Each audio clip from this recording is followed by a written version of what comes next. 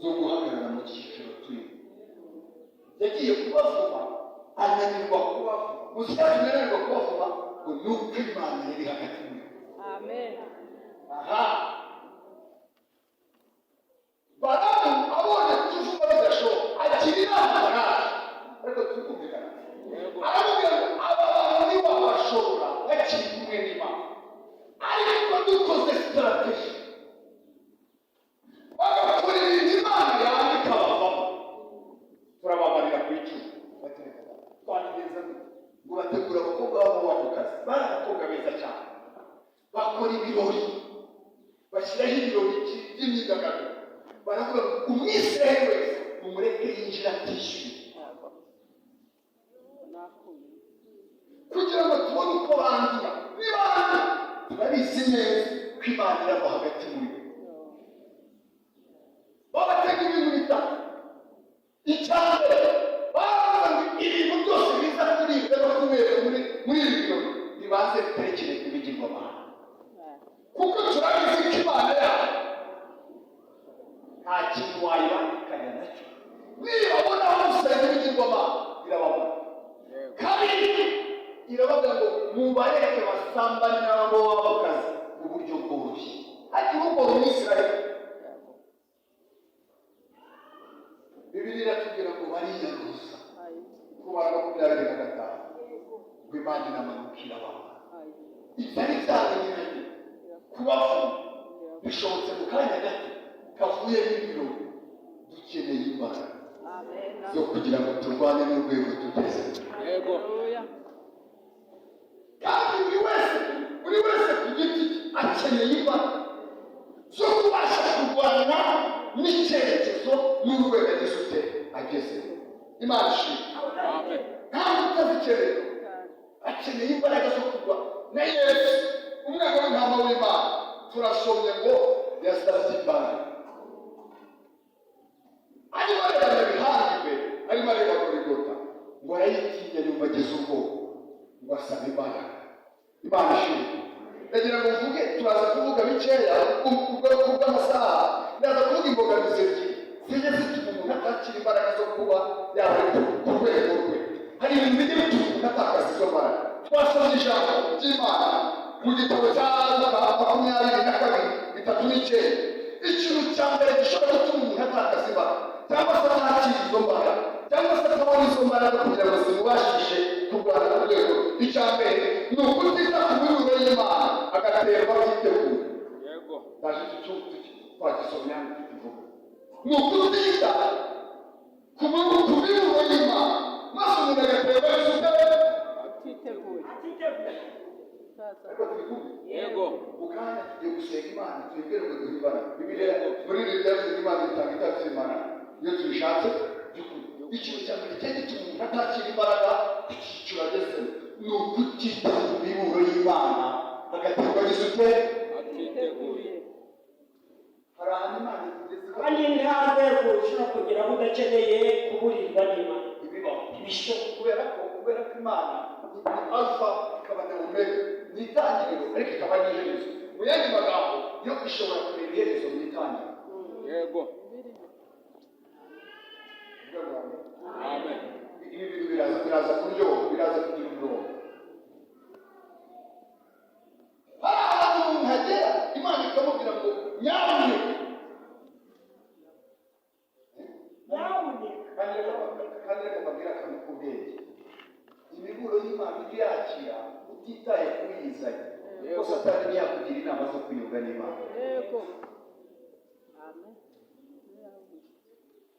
Imiburo y'Imana ujye yakira utitaye kuyizanye, kuko Satani ntiyakugira inama zo kwiyunga n'Imana, kuko imiburo y'Imana zigufasha kwiyunga n'Imana. Yego. Ntukavuge ngo bagenda umuntu nakugendaho ariko kugira inama nziza ujye wakira, kuko Satani ntiyakugira inama nziza. Nakugenda kwiyobora neza, hari ikibazo neza mu nzira nziza, hari icyo bitwaye, nagukemura akavuga ngo naboneka hari icyo bitwaye. Tuvuge rwawe. Amen. Ni ukutita ku miburo y'Imana maze umuntu agaterwa atiteguye. Yesu abigishwa be ibintu bikomeye twabisomye muri iki gice twabisomye. Aravuga ngo nitegereje mbona imbere yanyu hari ibihe bigiye kuvuka kandi bikomeye. Yego. Amen. Arasengera Petero, ese umwigisha mwiza, arasengera Petero, ariko Petero wowe nagusabiye kugira ngo ukome uze no gukomeza bagenzi bawe. Ntibabyumva ahubwo bamwirariraho. Kwirarira ni bibi. Nigeze kubwira abantu ngo ntabwo Imana igutekereza kandi igutekereza nk'amarayika utahacumi.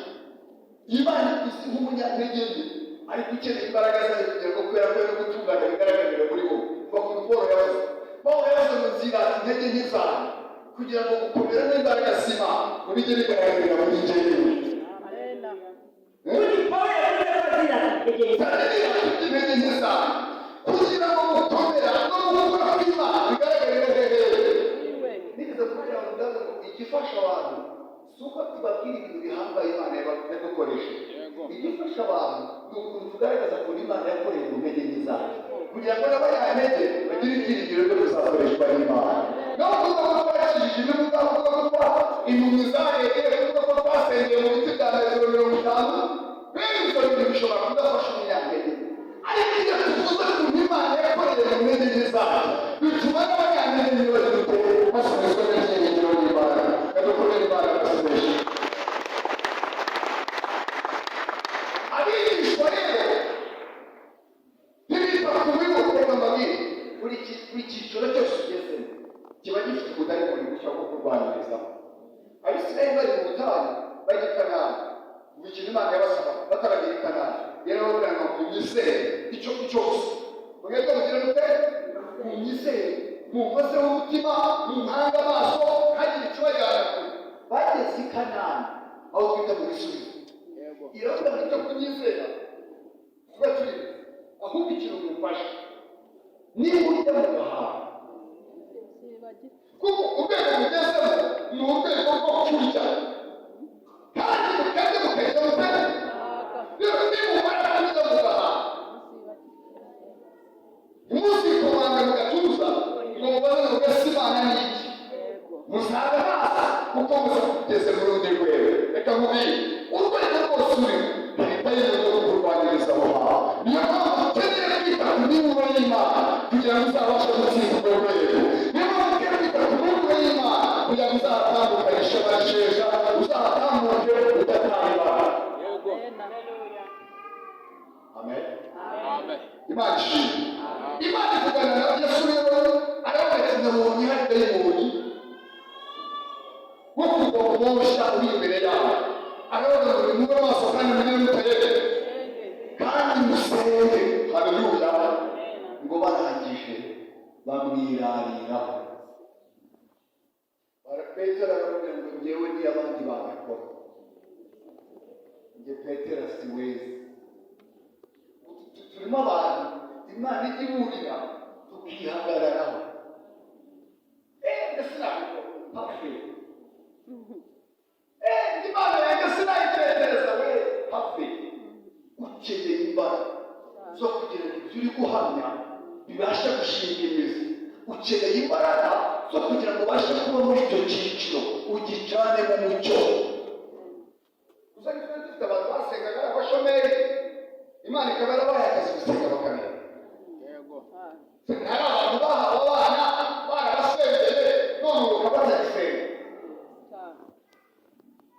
Ukeneye imbaraga zo kurwanya kugira ngo ubashe gutambuka muri icyo cyiciro. Bamwirariraho ariko Yesu ni urukundo. Bamwirariraho yanga kubereka ko bamwirariye. Aravuga ati muze tujyane gusenga. Ngabazamukana mu ruganda rucura imbaraga zo gukomera ku munsi nk'uwo. Barabazamukana bagezayo ngo bahasenganire Imana. Buri kintu natinye twabisomyemo hano ngo Yesu yarasenze ngo imbaraga zimanuka zivuye mu ijuru ku musozi wera Yona ngo arazihawe ariko abigishwa ntibazibona. Icyo kintu wagisobanura. Bari ku musozi umwe bari gusengera ahantu hamwe imbaraga zimanutse bahari ngo ariko icyatumye batavuga ngo marayika yaje basinzira nubwo bari ku musozi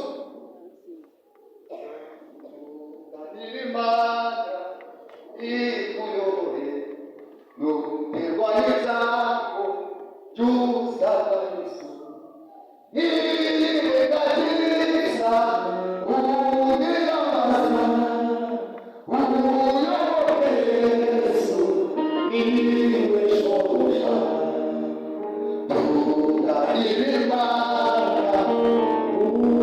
urasiga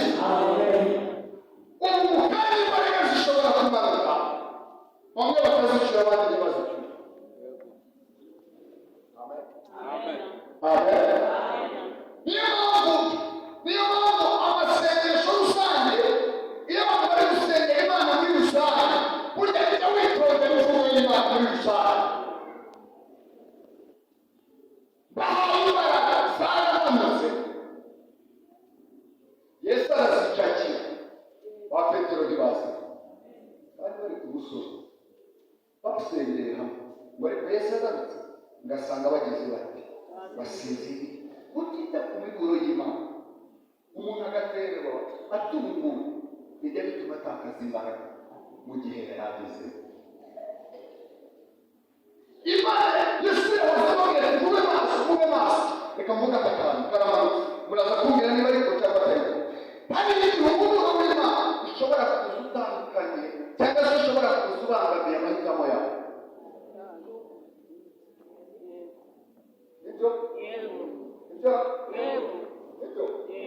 hari igihugu w'Imana ushobora kuza ubangamiye feelings zawe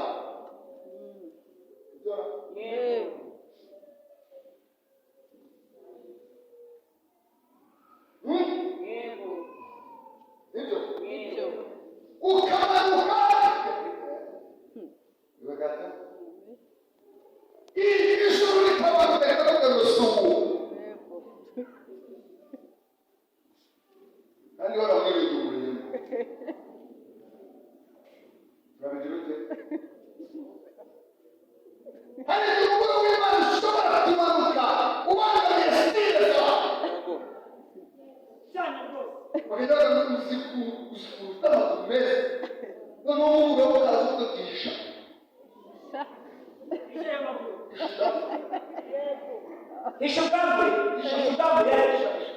hari igihugu w'Imana ushobora kuza ubangamiye nahuye n'ibyaha iwe gato nicyo mukaroti yasizemo yarababwiye ngo twagiye karoti ati sina esperansiya sina gaforoza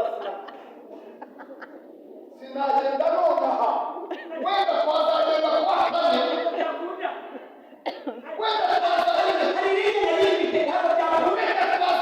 kuwa kane ariko nguyu kwa kane hari biru ziri kumwe nabo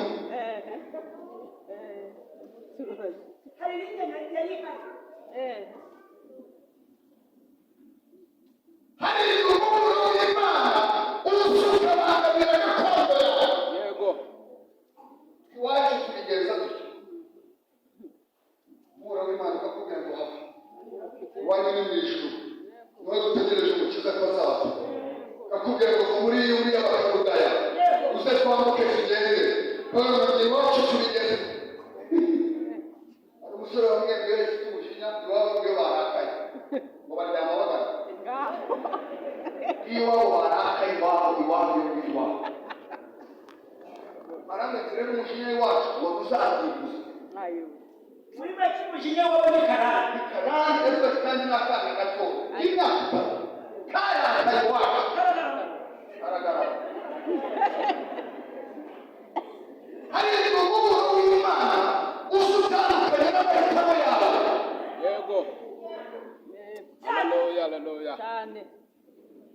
Imana ishimwe. Reka mbabwire, nubwo ubona bibabaje, ndakubwira ijambo ry'ubuhanuzi rikomeye. Nubwo ubona bibangamye, nubwo ubona bitakubereye, nubwo ubona bigoye, ariko mu mababa yazo bifite gukiza ubugingo. Yego. Haleluya, haleluya.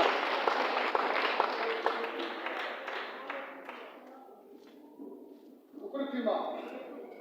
Nubwo abantu batari kubibona nk'ibintu bisi, ariko mu mababa yabo uwo Mungu Imana iri kumwe ufite gukiza ubugingo.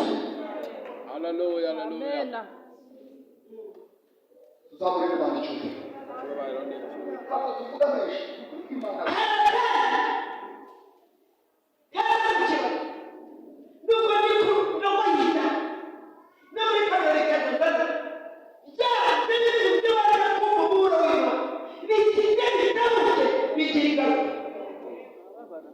Niho tugiye gusoreza muri iyi ngingo.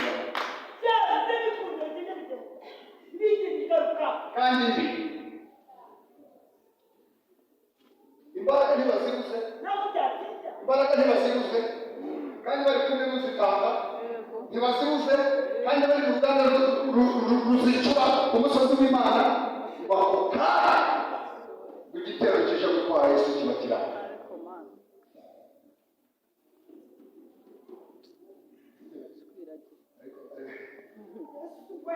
Kikihagera umwami Yesu yamaze kwambara imbaraga, Amen. ahagaze muri otorite y'ijuru, Amen. ahagaze mu bwiza, ahagaze mu gushira abana, ntabwo bafite kuko yamaze kubona imbaraga, ahagaze mu gushira abana. Ba Petero bahagaze mu mubiri gusa fureshi, bari mu mubiri w'ubukonje ngo bakuyemo inkota yahishe imyaka ibiri n'igice. Murakubise. Abakasugurwa mwumvire Murahoda. ku banditsi n'abasaseruzi bavuze ko Petero atashakaga kugata ugutwi, yashakaga guca umutwe. Uriya yaraswaza. Iriya nkota nakuriya kurwana. Petero ni umuhungu wo mu bazerote. Abazerote barwanisha inkota y'ibyuma. Yari abizi cyane, yari abifite basigaye yase. Iyo umuntu atakira imbaraga ari mu mwanya wo kuzakira, reka babwire, nta kintu na kimwe kitamugambuza. Noneho Yesu abonye ko aciye ugutwi, mwarashoboye aragufata bagusubizaho. Kiriya kintu kirimo isomo bigeze kurivugaho, kuko bari kumwe na Yesu, Yesu yanze ko bigera kure. Yari kumuca umutwe na Petero nawe akajyanamo na Yesu ku rubanza, gusa na Petero baramuzamuye. Ariko kuko bari kumwe na Yesu, yanze ko bigera he b'ikigisho kirimo. Nimushwanira muri kora, muzashwanire imbere ya Yesu, azatuma bitagera kure. Amena. Ariko nimushwanira muri abakristo mugashwanira mu isi, bizagera kure. Reka muri korana bashaka kuvuga ibintu kimwe. Mujye mugurisha imbere ya Yesu rero, azabarinda ko byagera he. Yesu ntiyababwiye musenge mutagwa he. Petero ntiyariye ngo no gupfa abantu batete, akajya arenga. Petero arenga ahinduka. Ndaje mubwira ukuntu udatunga imbaraga zo mu rwego urimo n'akatsi kagutega bikadandanya. Ntibari aho ngaho Yesu bari kumushinjaburira uwitwa Petero barahahindutse kugira ngo yerekane ko atagiye kure, ariko nyamara nta mbaraga yari afite. Ushaka kuvuga ngo umuntu ashobora kuba mu itorero ariko nta mbaraga z'umwuka afite. Yego. Icyo bivuze umuntu ashobora kuba mu murimo w'Imana afite imbaraga z'umwuka wera hafi ari kumwe nazo, ari mu mubiri gusa. Imana idutabara. Yashoje kuri iyi ngingo yawe, numva akantu kamubayeho k'amafuta.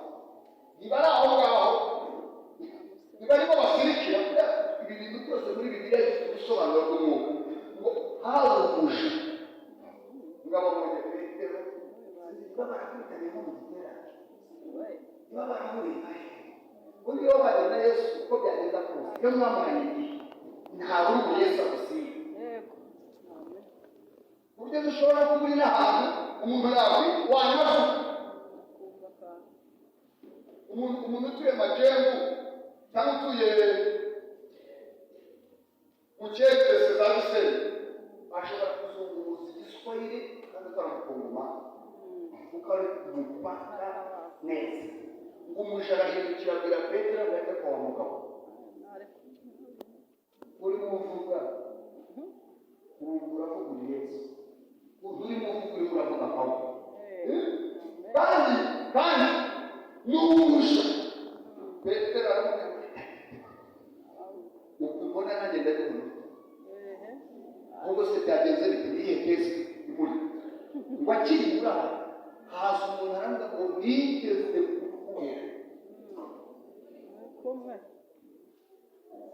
kuko twibuke nta mbaraga yigeze atora ku musozi ni ukuri buri kintu cyose kiri kumwikubitaho kiri kumunesha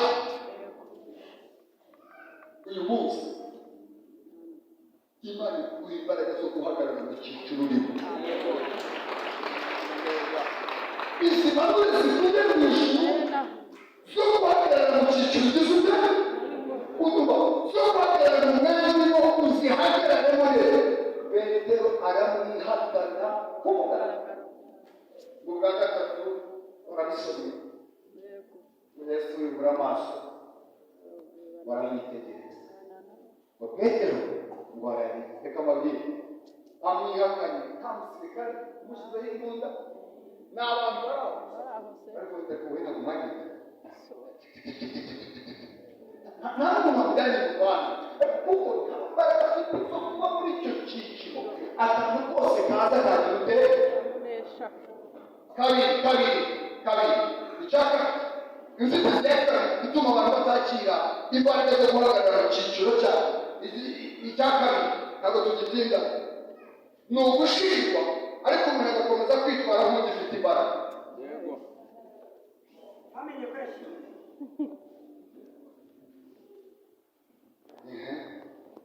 ni ugushinjwa umuntu agakomeza kwitwara nk'ugifite iki